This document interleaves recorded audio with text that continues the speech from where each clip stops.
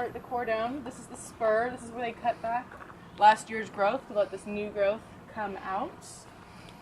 We do, so they have a trellis system. We use vertical shoot positioning. What that means is we want these to come up in between the wires, wrap themselves around for support, create almost a big solar panel of leaves for these grapes. That is because the grapes varietals that we grow here, Zinfandel, Malbec, Sauvignon Blanc, they love sunshine, they love heat, so we want to get them as much sunshine as possible. We are now in a more advanced stage of fruit set. So these will continue to grow and continue to be green for another month or so until they go to the point of veraison. Veraison is the point when the sugar levels really start to spike inside the grapes. The green grapes will continue, they'll soften on the skins and then the red grapes will actually start to get their red color. As you can see here, this is Malbec and it is 100% green. All grapes start out this color.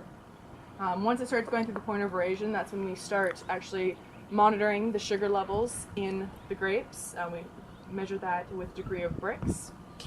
When it gets to about 23 to 24 degrees of Brix, that is when we start our harvest. That will yield a wine about 13 to 14% alcohol contents.